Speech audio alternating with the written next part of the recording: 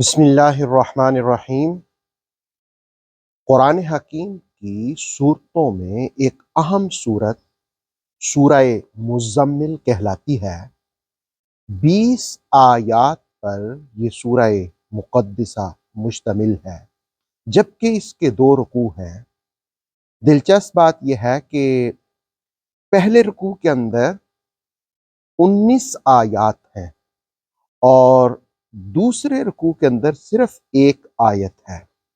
جمہور مفسرین کے مطابق یہ سورہ مقدسہ رسالت مآب صلی اللہ علیہ وسلم کی مکی زندگی کے ساتھ تعلق رکھتی ہے، جبکہ حضرت قتادہ اور ابن عباس 2 آیات کے بارے میں، ایک وَاصْبِرْ یہ والی آیت نمبر 10 اور ایک آیت نمبر 20 کے بارے میں یہ قول کرتے ہیں کہ یہ مدنی سورہ مقدسہ ہے۔ حضرت عائشہ فرماتی ہیں کہ یہ سورہ مزمل سورہ علق کے بعد رسالت مآب صلی اللہ علیہ وسلم کے قلب اطہر پر نازل ہوئی۔ سورہ مزمل بڑی دلچسپ صورت ہے۔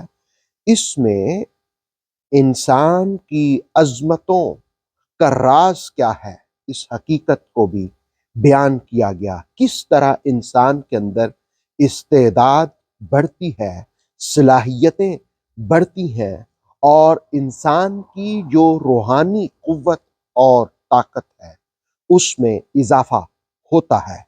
سورہ مزمل کہتی ہے کہ قوم اللیل، راتوں کو اٹھیں۔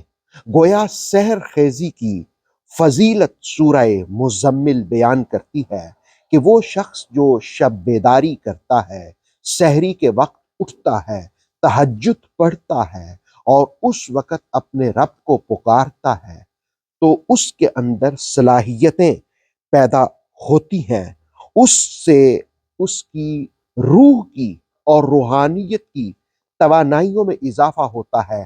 جو شخص صبح کے وقت اٹھتا ہے، سجدے دیتا ہے، ذکر کرتا ہے، تلاوت کتاب کرتا ہے، اس لیے کہ اس سورہ مزمل میں یہ بھی کہا گیا وَرَتِّلِ الْقُرْآنَ تَرْتِیلًا، اور قرآن کو خوب ٹھہر ٹھہر کر پڑھو۔ گویا قرآن پڑھنا اور سجدے کرنا، ذکر کرنا اور پھر چادر بھی اوڑھ لینا، یا ایھا المزمل بھی تو اس سورہ مقدسہ کے شروع میں کہا گیا۔ رسول کریم صلی اللہ علیہ وسلم کی وہ ادا رب کو کتنی بھا گئی تھی، کتنی پسند آ گئی تھی کہ آپ نے چادر اوڑھی تو اس کو اس ادا کا ذکر قرآن بنا دیا گیا اور کہا یا ایھا المزمل۔ سورہ مزمل یہ پیغام بھی دیتی ہے کہ انسانیت تک پیغام پہنچانے کے لیے کتاب کو وسیلہ بنایا جائے، قرآن کو وسیلہ بنایا جائے، اور پھر سورہ مزمل تکلیفوں، مصیبتوں، مشکلوں، آزمائشوں میں صبر کی ترغیب بھی دلاتی ہے۔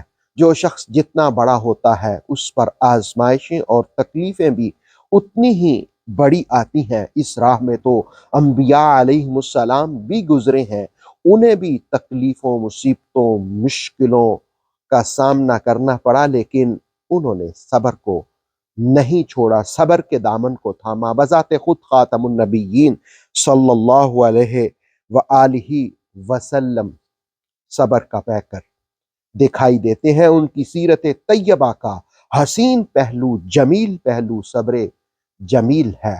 اور پھر سورہ مزمل ترغیب دلاتی ہے کہ اللہ کی راہ میں خرچ بھی کیا جائے، زکوٰۃ بھی دی جائے، بخل سے کام نہ لیا جائے، کنجوسی نہ کی جائے، بلکہ سخاوت اور فیاضی سے کام لیا جائے۔